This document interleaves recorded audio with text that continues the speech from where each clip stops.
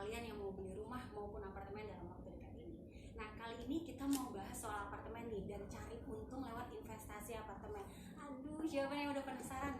Gimana sih triknya biar investasi apartemen ini dapetin cuan? Ayo dong milenial harus bisa juga Pak investasi apartemen. Nah, untuk ngebahas ini biar aku bisa tanya langsung sama expertnya, saya sudah bersama dengan Pak Hami Sugiharto selaku Head of Marketing SQRes. Kita juga lagi ganti suasana nih Sobat Rumah, udah bukan di studionya Rumah.com lagi, tapi aku lagi berada di show unitnya SQRes di daerah TB Simatupang. Pak Hami, langsung aja nih Pak, biar nggak lama-lama. Kan ini kalau ngomongin tadi sempat disampaikan Pak, milenial mungkin mau investasi apartemen gitu Pak, cuma kan masalahnya dananya Pak, jadi penghalang. Akhirnya orang mungkin pilih oke deh mau investasi, tapi kalau rumah tapak lebih nggak sanggup, apartemen ini kayaknya masih ada yang kelas-kelas bawah dengan harga yang terjangkau gitu Pak. Tapi kan masalah harga bukan cuma masalah yang harus diperhatikan ya Pak, ada juga faktor-faktor lain seperti lokasi dan kedekatannya dengan sarana transportasi publik. Lalu kalau untuk beli apartemen sebagai investasi jangka panjang itu yang harus diperhatikan gitu Pak, prinsip-prinsipnya apa aja sih Pak biar nggak salah langkah gitu Pak? Oke, saya pikir kalau untuk properti ya, baik itu tapak maupun apartemen, memang kita harus melihat ada beberapa hal yang harus kita perhatikan lebih ya. Supaya kenapa kita harus perhatikan, supaya sebenarnya kita mau kan bahwa properti ini mempunyai nilai lagi nantinya, mempunyai nilai tambahan ya. Jadi kita bisa pada saat nanti kita lagi mau menggunakan atau kita mau menjual atau kita mau sewakan, itu kita sudah punya evaluated. Itu yang kita ini. Jadi ada beberapa hal sebenarnya yang bisa kita ini ya. Pertama adalah kita lihat lingkungannya dulu ya, lokasinya di mana ya. Terus sebenarnya surroundingnya ini sudah cukup supporting belum gitu untuk ya ini. Oleh karena itu kadang-kadang memang kita harus mencoba untuk nambah ilmu kita untuk apa sih yang akan plan apa yang dari pemerintah yang akan terjadi di daerah tersebut. Jadi rajin cari informasi ya, rajin cari informasi gitu, atau mungkin dari teman dan dari baca digital dan lain sebagainya ya. Itu satu hal gitu. Terus sudah gitu yang kedua mungkin yang sekarang juga yang satu faktor yang sangat diperlukan adalah siapa sih pengembangnya gitu ya, karena kita tahu untuk melakukan suatu komitmen untuk membangun suatu properti baik itu apalagi apartemen, itu memang kita butuh suatu pengembang yang mempunyai reputasi gitu ya, mempunyai track record gitu ya, yang bagus ya. Apalagi mungkin sekarang ini ya, banyak kita dengar bahwa kok ada yang tidak terselesaikan, kok ada yang telat dan lain sebagainya. Nah, hal-hal seperti ini yang mungkin membuat beberapa konsumen menjadi insecure ya, untuk insecure. Nah, oleh karena itu dilihat juga pengembang itu siapa sih sebenarnya, pengembang yang ya. Dan yang ketiga sebenarnya fasilitas pendukungnya apa yang ditawarkan gitu ya. Karena fasilitas pendukung ini sangat berhubungan dengan lifestyle yang nanti akan dimiliki oleh si penggunanya. Ya, jadi kita tahu lah bahwa terutama apartemen ini sebenarnya orang mau tinggal di apartemen itu sebenarnya orang yang cenderung untuk lebih praktis ya, untuk lebih praktis. Kalau dia mau keluar rumah dia hanya perlu tutup satu pintu, habis itu dia sudah bisa meninggalkan rumahnya. Tapi juga orang yang tinggal di apartemen ini biasanya mereka juga punya lifestyle yang cukup tinggi nih gitu kan. Jadi artinya mereka sudah capek kerja, mereka sudah ini, dan mereka mau bersantai lah ya, bersantai di lingkungan yang kebetulan mungkin jangan jauh-jauh, jadi mereka balik lagi juga lebih gampang. Itu juga faktor yang sangat mendukung sih saya lihat ya. Jadi faktor-faktor itu yang paling penting untuk pemilihan satu lokasi. Oke, itu untuk kalau yang harus diperhatikan tiga hal itu yang pertama ya Pak, lokasi, terus kemudian juga pengembangnya siapa dan juga fasilitas. Nah kemudian dia juga kalau ngomongin apartemen, mungkin kalau rumah tapak sudah langsung tahu, oh nanti saya beli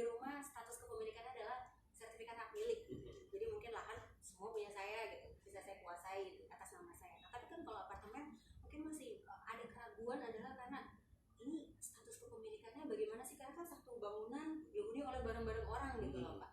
Terus juga dengan penyebutan strata title, mungkin bagi masyarakat awam apalagi milenial yang butuh dipandu banget nih Pak soal pembelian properti itu seperti apa sih Pak harfiahnya yang lebih mudah dipahami gitu. Sebenarnya untuk status kepemilikan sebenarnya hampir sama martabak ya, cuman bedanya bahwa memang untuk hunian rusun, rumah susun ya kita sebutnya, itu kan memang lahannya adalah terbatas dan fasilitasnya dimiliki bersama. Oleh karena itu sertifikat strata itu adalah sertifikat kepemilikan atas rumah susun ya, yaitu dia memiliki atas besaran unit yang dia miliki berbanding dengan besaran tanah yang dipunyai oleh development tersebut gitu. Ya. Kalau untuk masa berlakunya itu kurang lebih hampir sama gitu. Jadi ada antara berkisar dari 20 sampai 30 tahun tergantung dari masa berlaku. Kepemilikannya pun tidak ada bedanya. Jadi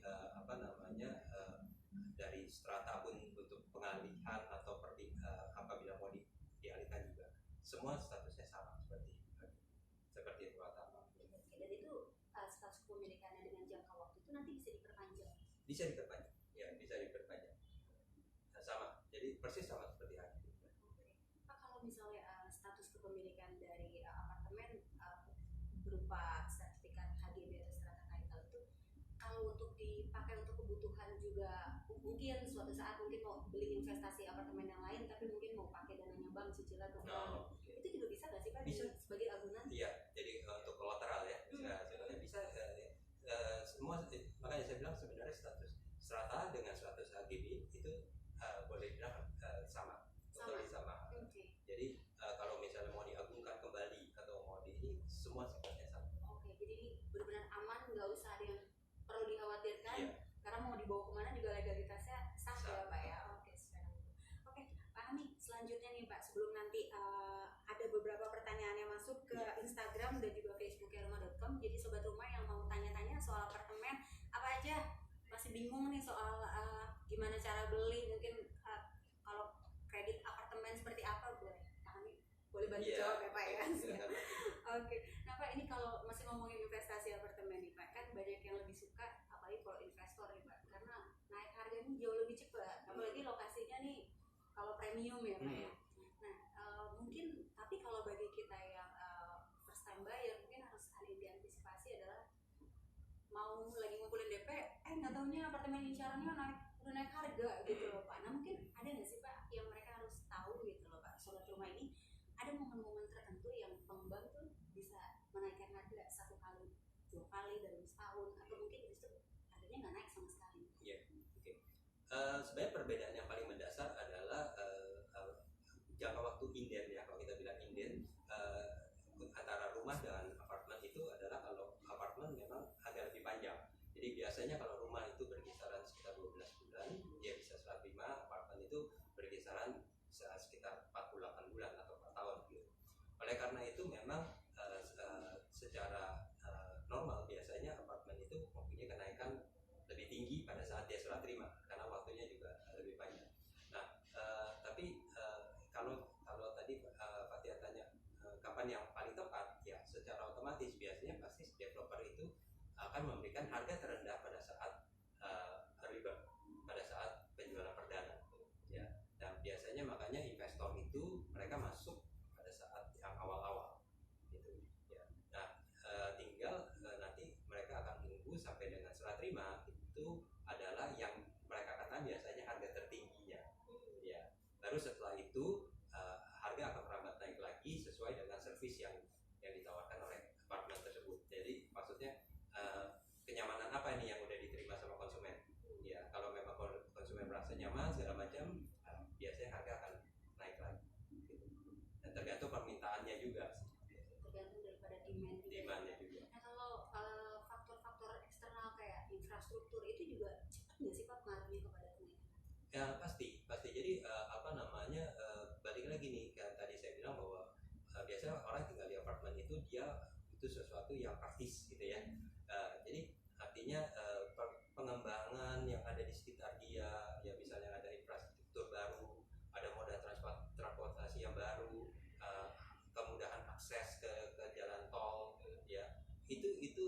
poin-poin yang paling penting yang bisa menjadi pertimbangan baik itu untuk pemakai ataupun untuk penyewa ya. Karena biasanya memang orang tinggal di apartemen ini tujuannya dia lebih ke saya ke tempat kerja lebih dekat ya, saya ke tengah kota lebih dekat ya, itu tujuan mereka untuk tinggal di apartemen gitu. Oke Pak, ini udah ada pertanyaan yang masuk dari Tanya Properti di rumah.com Pak. Ini dari Irfan_Ardiansyah. Pak, kalau investasi apartemen, beli apartemen Pak, maksudnya ini kalau nanti suatu saat ada kebakaran, itu nanti gimana ya Pak untuk asuransi propertinya Pak? Ya, ada dua fase ya, yang saya bisa terangkan. Yang pertama adalah fase pembangunan ya. Jadi di fase pembangunan itu secara otomatis kita udah pasti memprotek bangunan kita dengan asuransi yang diperlukan. Salah satunya mungkin adalah asuransi kebakaran ya. Tapi kita asuransi itu tujuannya untuk make sure bahwa pembangunan ini bisa selesai ya, dan layak untuk dihuni oleh konsumen kita. Nah, fase kedua adalah fase setelah surat terima tentunya. Ya, fase setelah surat terima itu juga kita pasti akan kita juga akan ada asuransi. Ya. Biasanya yang sudah yang akan mengatur adalah dari PPRS-nya. Karena kan biasanya begitu. PPRS maaf tuh Pak panjangannya. PPRS itu perhimpunan penghuni rumah susun. Oke. Ya. Jadi ada kayak RT/RW-nya. Iya, semacam kayak itu ya. Iya. Jadi mereka itu sebenarnya PPRS ini biasanya juga dari warga. Ya, jadi dari warga yang ditunjuk atau kadang-kadang di tahun awal biasanya developer kalau memang bangunan itu belum terhuni 100%, biasanya kita menunjuk pihak ketiga untuk sebagai building management sementara gitu ya. Nah, di situ juga kita pasti punya house rules-nya untuk proteksi untuk asuransi kebakaran dan yang lain-lain gitu. Jadi kita make sure bahwa kalau misalnya sampai ada kejadian yang tidak diinginkan, paling enggak kita sudah ada proteksi untuk nilai ya. Oke gitu. Jadi kalau biasanya asuransinya asuransi properti, tapi nanti yang bertanggung jawab adalah siapa tuh kalau misalnya maksudnya ini biayanya ya. Maksudnya mungkin kan hangus misalnya unitnya gitu loh Pak. Nah ini nanti yang akan ganti rugi siapa gitu. Nah, yang ganti rugi sebenarnya si asuransinya. Tapi setiap bulan kayak kita asuransi jiwa atau apa itu kan kita harus bayar premi kan. Nah, preminya itu yang nanti diambil oleh di dalam service charge. Karena kan kalau kita kan di apartemen memang itu kita ada harus bayar iuran bulanan ya Pak ya. Oke. Oh nanti dari situ. Ya, dari situ mungkin nanti dari si PPRS ini yang menganggarkan berapa persen untuk asuransi, berapa persen untuk kegiatan yang lain. Oh gitu. oke. Jadi nggak usah khawatir ya Pak ya, karena semuanya jelas gitu loh. Tidak nanti mereka khawatir mungkin nanti nggak ada lagi nih jadi rumahnya unitnya kemana siapa yang bangun lagi segala macam gitu. Oke kalau kayak gitu Pak Hami, saya punya pertanyaan terakhir sebelum nanti juga masuk ke pertanyaan dari sobat rumah nih Pak Hami. Terakhir kalau bahas segi investasi, tren hunian sewa nih kan sekarang lagi hits nih Pak, apalagi di apartemen banyak yang sewa bulanan tahunan ya Pak ya. Nah ini bagi sobat rumah mungkin juga yang udah mulai tertarik ya beli apartemen mungkin 300 jutaan nanti boleh disewakan tujuannya, tapi kan harus dihitung nih Pak rasio untung ruginya, juga menghitung mungkin berapa sih biaya sewa yang pas untuk hunian saya gitu, apartemen saya. Mungkin boleh dong Pak di-share yang hitung-hitungan tuh kira-kira bisa patokannya dari mana sih gitu. Oke. Jadi memang biasanya orang tertarik dengan apartemen karena mereka menganggap bahwa yield sewa untuk apartemen itu lebih tinggi daripada rumah. Ya, kenapa dia bisa lebih tinggi? Karena memang biasanya apartemen ini marketnya lebih ke terutama untuk yang middle up ya, untuk middle up lebih banyak untuk expat ya. Nah kalau dalam kondisi sekarang ya normally kita bisa dapat yield itu sekitar 6%, 6% setahun untuk sewanya. Oke. Gitu. Itu 6% per tahun dari nilai investasi yang kita kita keluarkan. Jadi misalnya harganya adalah 1 miliar, artinya kira-kira 1 tahun itu sekitar 60 juta untuk sewanya. Oke. Jadi 60 juta per tahun. Ya. Tapi mungkin bisa nggak sih Pak? Kayaknya 60 juta setahun bagi saya untuk apartemen di lokasi saya ini kayaknya kemurahan gitu loh Pak. Mungkin apa yang bisa kita lakukan biar mungkin juga harganya bisa mungkin lebih kompetitif dengan unit sebelah gitu loh Pak. Oke.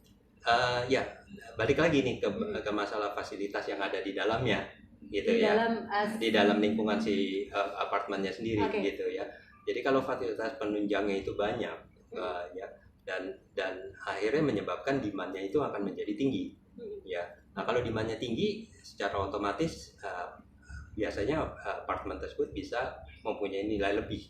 Dalam arti kata harga sewanya mungkin bisa lebih tinggi daripada pasaran yang ada.